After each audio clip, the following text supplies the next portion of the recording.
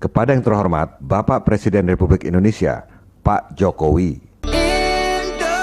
Indonesia negaraku, putih tulangku, bersatu dalam semangatmu. Kenyam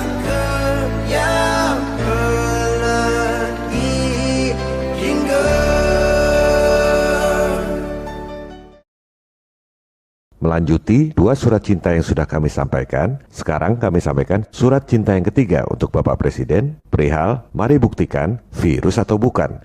Di sini kita bicara tentang medical science. Jadi bukan untuk berdebat di kolom komen, di medsos, dan lain-lain, melainkan pembuktian di lab. Perlu kami sampaikan bahwa kami ini bukan anti vaksin, Pak. Saya waktu kecil divaksin, aman-aman aja. Everyone can see there's a change in me.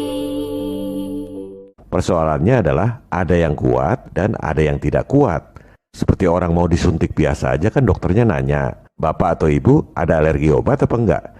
Kalau semua orang dimasukkan cairan kimia yang sama, obat keras, risikonya bisa fatal. Tell me, teddy bear, why love is so unfair. Yang nggak kuat itu bisa autis, bisa lumpuh, bisa mati. Ini sudah kami sampaikan di surat cinta yang pertama. Kemudian juga poin yang kami sampaikan adalah vaksin kalau tergesa-gesa itu cilaka. Seperti kasus di Filipina, di Sudan, juga uji coba COVID AstraZeneca yang di Brazil, dan lain-lain. Kami sangat berbesar hati mendengar bahwa Pak Presiden meminta agar vaksinasi jangan tergesa-gesa. Inilah yang kami harapkan, Pak. Kemudian juga ID juga menyuarakan hal yang sama, jangan tergesa-gesa. Sikap seperti inilah yang dibutuhkan oleh rakyat. Di sisi lain, di tanggal yang sama yaitu Oktober kemarin, Presiden Brazil dengan tegas menolak vaksin buatan Cina karena tidak ingin rakyat Brazil menjadi kelinci percobaan. Ini adalah sikap tegas untuk membela rakyatnya. Kenapa dia bilang nggak mau jadi kelinci percobaan? Karena Brazil itu penduduknya banyak untuk ukuran Amerika.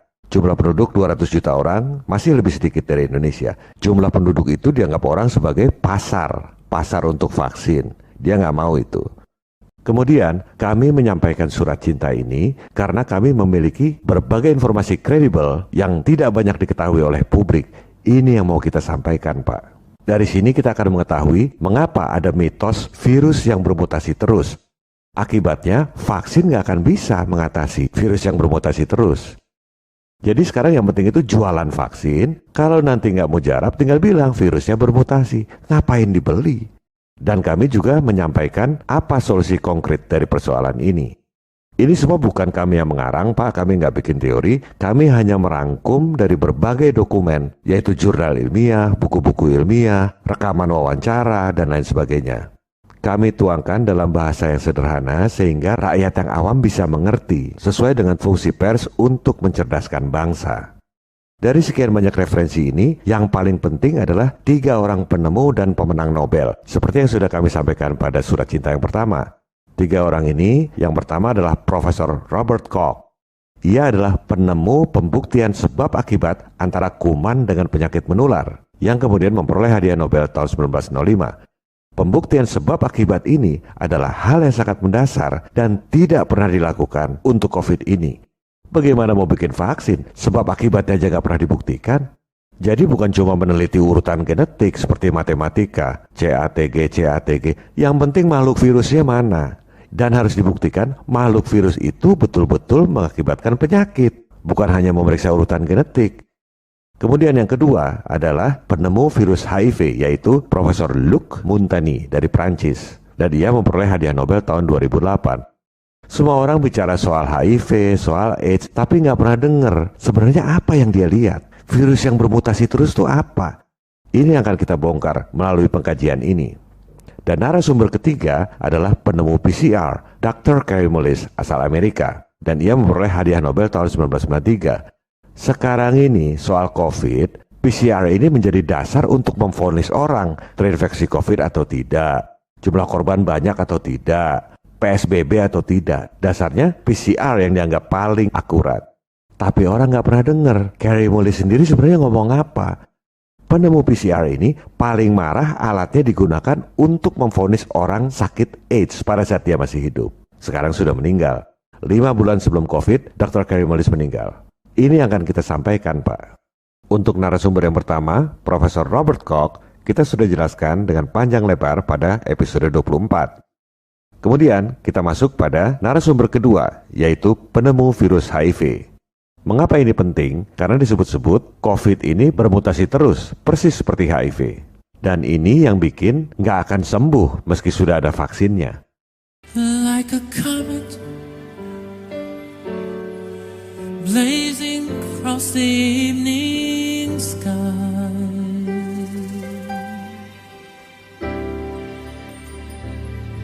gone too soon. Latar belakang sebelumnya, tahun 1981 ditemukan penyakit baru yang disebut AIDS. Ketika itu orang belum tahu penyebabnya apa. Like a sunset, die with the rising of the moon.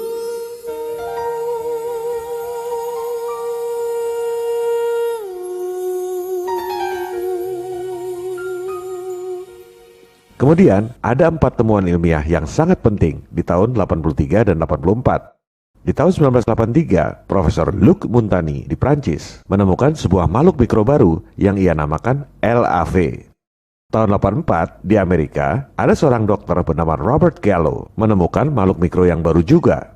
Dia kasih nama HIV. Di tempat lain, di tahun 83 itu, Dr. Philip Stahl menemukan makhluk mikro baru juga. Ketika ditemukan belum dikasih nama, belakangan dinamai eksosom. Dan di tahun 83 itu juga ditemukan sebuah alat uji DNA. Bukan uji virus, tapi uji DNA yang disebut Polymerase Chain Reaction, PCR, oleh Dr. Kary Mullis, narasumber kita yang ketiga. Kita akan lihat makhluk mikro yang ditemukan di tempat yang berbeda dengan nama yang berbeda itu, makhluknya memang beda atau sebenarnya sama. Kita kaji yang dua ini dulu. Virus LAV yang ditemukan di Prancis dengan virus HIV yang ditemukan di Amerika. Ternyata makhluk virusnya sama, meski namanya beda dan ditemukan oleh orang yang berbeda. Hingga akhirnya hadiah Nobel diberikan kepada 2 orang ini yang sebenarnya saling tidak suka satu sama lain. Kenapa bisa begitu? Jadi yang pertama menemukan ini adalah Luc Montagny. Dia temukan makhluk mikro, dia namakan LAV. Dari sampel orang yang terinfeksi AIDS. Dia nggak pernah bilang bahwa virus itu penyebab AIDS. Kenapa? Karena makhluk mikro di dalam tubuh itu banyak sekali. Bukan berarti kalau ada virus di sampel orang sakit, maka penyebabnya adalah virus itu. Belum tentu. Harus dibuktikan sebab akibatnya dengan metode yang gold standard. Kenapa ini penting? Karena kalau asal tunjuk virus itu penyebab penyakit, virusnya dibunuh, padahal bukan itu penyebabnya. Ya nggak bakal sembuh. Maka Montagny nggak pernah bilang kalau HIV itu adalah penyebab AIDS, karena dia nggak pernah buktikan sebab akibatnya. Ini adalah saintis yang jujur. Beberapa bulan kemudian, di Amerika, Dr. Gallo mengaku menemukan virus baru. Dia kasih nama HIV. Padahal dia ngambil sampel yang dari Prancis itu. Kemudian, dia bikin konferensi pers bahwa saya sudah nemu penyebab penyakit AIDS. Namanya virus HIV. Padahal dia nggak pernah buktikan bahwa HIV itu penyebab AIDS. Mari kita dengar pernyataan Dr. Kary Mullis, sang penemu PCR dan pemenang Nobel tentang kebohongan HIV adalah penyebab AIDS yang diklaim oleh Dr. Gallo. Like a castle built, sandy beach,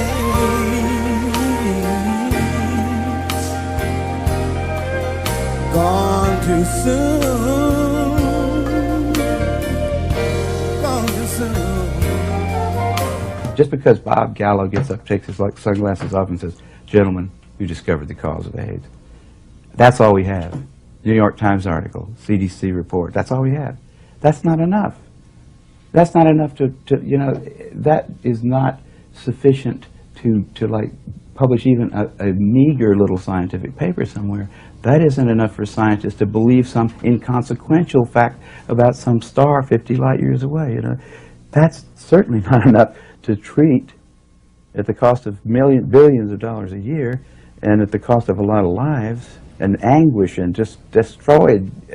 Lives have just been totally ruined by this thing on the basis of some flimsy little statement made by a guy who's known to be a crook in lots of other ways. Like a perfect, perfect love, cast me on your wings.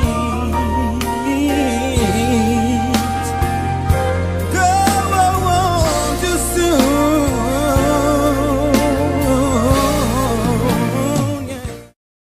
Perlu kami tegaskan di sini bahwa yang dimaksud oleh Kary Mullis adalah penelitian Gallo sebelum dia mengumumkan HIV penyebab AIDS tahun 84. Bukan penelitian HIV setelah tahun 84.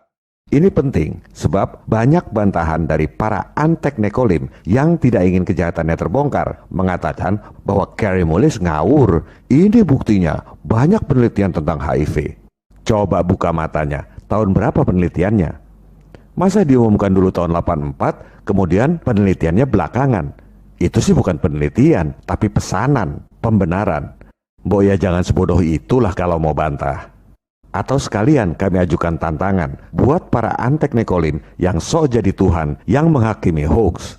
Kalau mereka bisa tunjukkan penelitian pembuktian sebab akibat antara HIV dengan AIDS sesuai gold standard sebelum diumumkan oleh Gallo tahun 84, saya akan hapus semua video saya tentang COVID dan saya tak akan pernah bikin video tentang COVID lagi. Sebaliknya, kalau nggak bisa buktikan, berhentilah jadi kacung Nekolim. Mengharap duit receh dari IFCN yang didanai oleh Soros dan Bill Gates menurut Parlemen Eropa. Kita bukan bangsa pelacur, jual diri pada asing dengan harga murah lagi. Indonesia, negaraku. Kita kembali lagi pada 4 temuan ilmiah yang sangat penting di tahun 83-84. Terbukti, makhluk mikro yang ditemukan di benua yang berbeda oleh orang yang berbeda, dikasih nama yang berbeda, ternyata bisa saja makhluknya sama. Memang wajarnya, jika orang nemu spesies baru, nggak langsung tahu makhluk itu fungsinya apa. Butuh waktu penelitian yang lama untuk memastikan apa fungsi dari makhluk mikro tersebut. Nggak gampang. Mengapa Dr. Gallo mengumumkan HIV penyebab AIDS, padahal dia nggak pernah lakukan pembuktian sebab akibat sesuai gold standard? Duit, Pak. Karena di Amerika itu, tiap ada virus baru, turunlah anggaran miliaran dolar untuk meneliti. Jadi Gallo ngarang cerita HIV penyebab AIDS supaya dapat dana penelitian. Ini kata media New Scientist. Lantas, mengapa pernyataan Gallo langsung disetujui oleh CDC dan HIV dipublikasikan sebagai penyebab AIDS? Duit juga, Pak. Berikut adalah pernyataan penemu PCR dan pemenang Nobel tentang rekayasa epidemi AIDS oleh CDC. The CDC hadn't had a good plague since polio. Their funding was probably going to be cut back if they didn't come up with one. The guy that was the head of the CDC, in fact, wrote memos that have been obtained, where he describes this as hot stuff. Those guys have got an agenda, which is not what we would like them to have, being that we pay for them to take care of our health in some way. Sudah serusak itulah mafia medis di Amerika, yang lucunya dikira pahlawan kemanusiaan oleh orang-orang Indonesia.